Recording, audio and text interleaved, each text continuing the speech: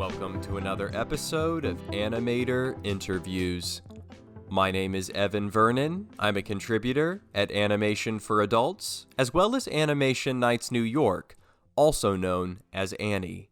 For those new to Annie, we are a monthly screening event and yearly festival that celebrates the very best in animation talent.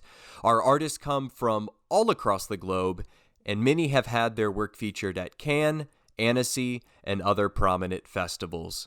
We receive thousands of submissions each year and choose just a few films to screen at our monthly events.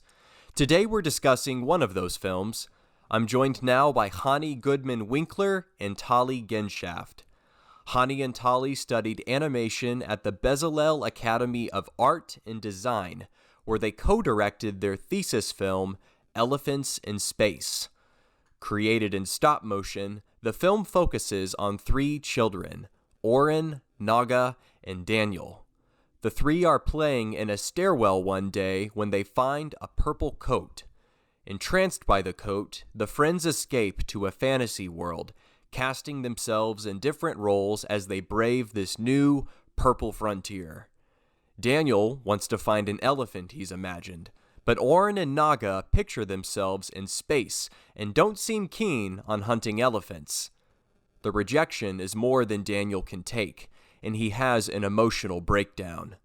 What ensues is a telling lesson in patience, empathy, and the true meaning of friendship. Today, Chani and Tali have kindly agreed to discuss this film and the inspiration behind it.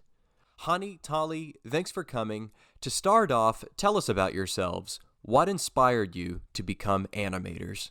Well, I've been drawing all my life, and the films I grew up watching were Hayao Miyazaki mainly. And what I've noticed at some point is whenever I watch a film, I get very happy. Even if it's a sad film, even if I cry at the end, it makes me very happy, and I wanted to be a part of that industry. So that's my take on it. Yeah. So for you, animation, it was more of the emotional inspiration. Is that right, Tali? That's kind of what I'm hearing.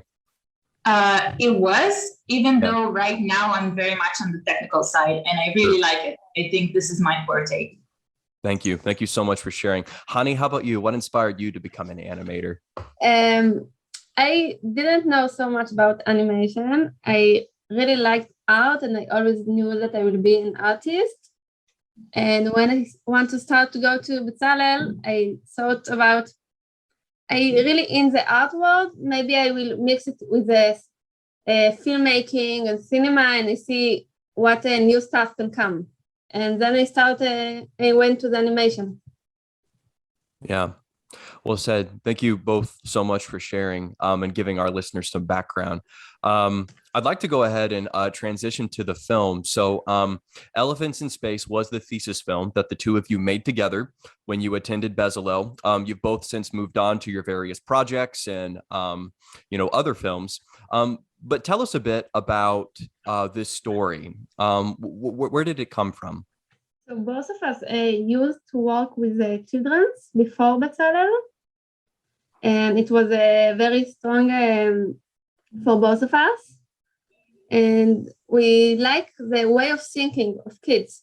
Some stuff can be very complicated, but for them, it can be very simple. And we want to try to show it to other people. You want to add something?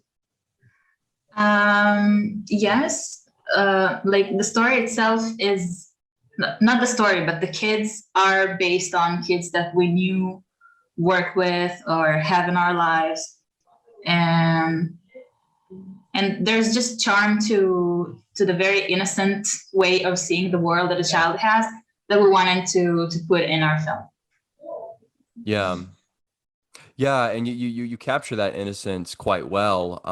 For those who haven't seen the film, the dynamic, the kind of relationship between Oren, Noga, and your main character Daniel is very heartwarming. It's clear that these children care about each other. The way that they express themselves and their imagination is very true to life. So it's no surprise that the two of you have worked directly with children before. I think that shows very well in the film. So thank you for sharing.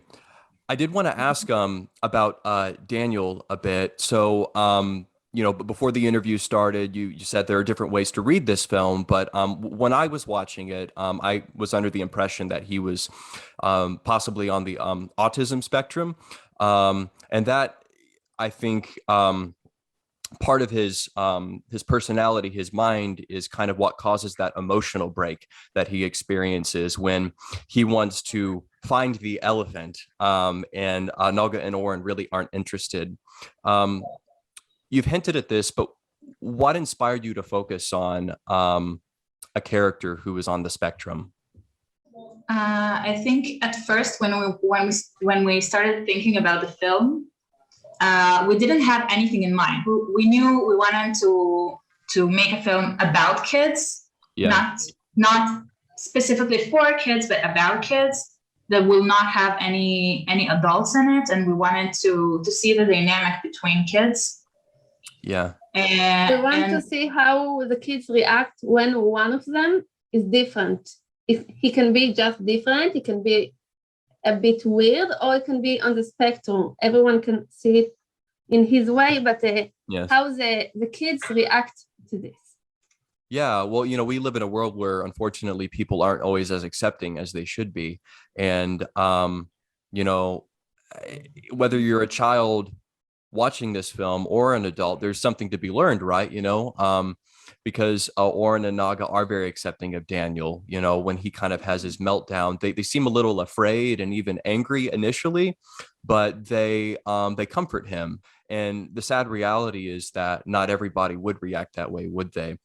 Do you think that's kind of what I don't want to lead the question, but do you think that's kind of what you're trying to teach your viewers when they see this film? What would you like people to learn from this movie?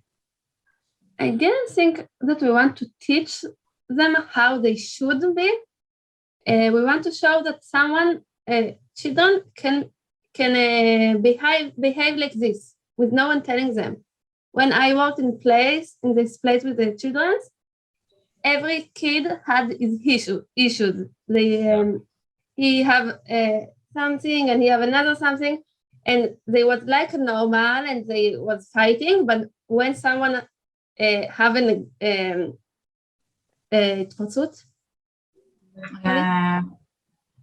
outbreak. Yeah. So the other kids was with him. They was helping him. They was understanding to him.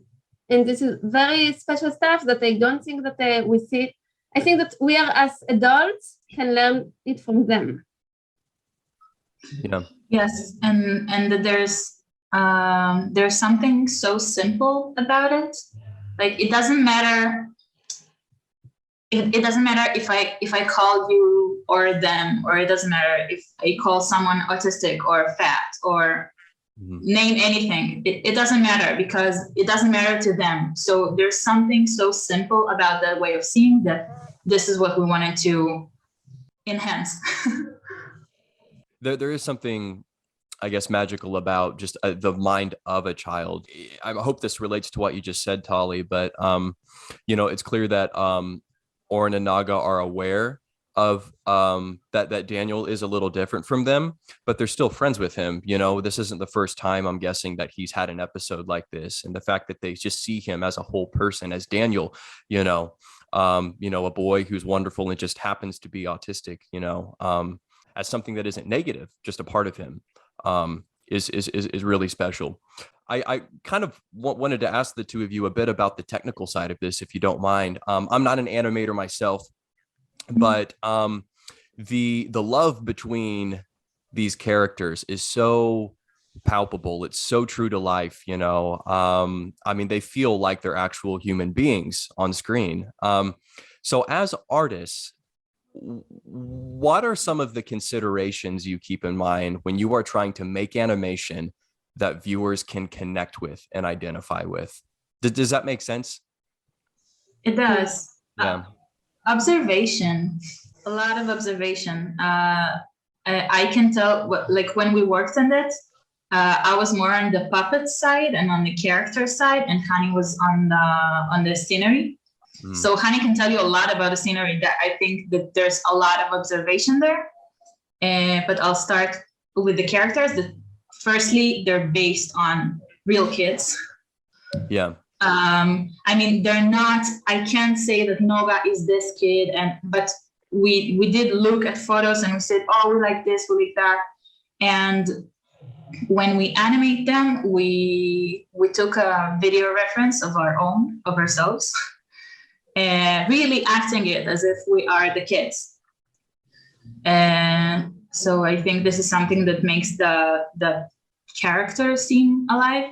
And Hani, I think you have a lot to tell about the scenery that is the same. Yeah, for me, the most important thing to think about at the beginning was the material. What we want to make everything from the puppets and the scenery. We choose fabric. Mm-hmm. And what was very important for us, that also the puppets was from fabric, but also the coat that leads them to the imagination world of them. So it's all connected together, the fabrics and the strings. And I think that this is the magic of stop motion, that you can choose materials that have a meaningful. Yeah, and we didn't mention this earlier, but that is interesting that you chose stop motion very intentionally when you were making this film. You know, I mean, if anyone's looked at either of your portfolios, you have other skills in your wheelhouse. You know, I mean, Hani, I know you've kind of done some multimedia stuff, I think, and then Tali, you've also worked with 2D animation a bit too. So that's interesting how you use those, like you said, Hani, real world fabrics to describe a very real world scenario, you know, something that you've observed in the actual universe. So really interesting. I would be curious to know, were you two paired up when you worked on this, or did you choose to co-direct? Just in the first year of Bezalel, we say, we're going to do this movie together. Yeah. And we really did it 4 years later. Yeah. We really tried not to work together throughout this 4 years, so we wouldn't get bored of each other, but we did work with each other. And we're still working with each other. We're doing some stuff together, not all the time, but if I have something new, I ask Tali, you want to join it? And I also worked with Tali. And also when we worked on a separate things, we still always work together. Yeah. At what point did you realize that you made a good team? You both, I'd imagine, bring different skills to the table. Can you describe your working relationship as co-directors? I think that story-wise, I think the way I saw it, so at first I thought Hani is better at story, but it was always very intertwined story-wise. Like we're brainstorming together. I think this is the most important stuff. That when we're thinking about stuff, it's just a huge brainstorming. She says something, I say, she says, and then we have a story. Yeah, we had tons of post-it notes on my wall that we just rearranged or added something to it. And on other aspects of making the film, which is not the story, we did have like a separation, or one has one hat and the other one has another hat. Yeah, you talk about this kind of free exchange of ideas that the two of you have. Whenever we've talked to people who work either in a pair or as a group, that always seems to be a commonality between those teams, that people aren't afraid to talk to each other, you know, build on their strengths and, speak freely, you know. So that's really good to hear that you have a very healthy, and it sounds like productive working relationship because of that. Can you tell us about any projects you're working on now? I have a very special project. I still don't know if it's going to be an animation, but it's called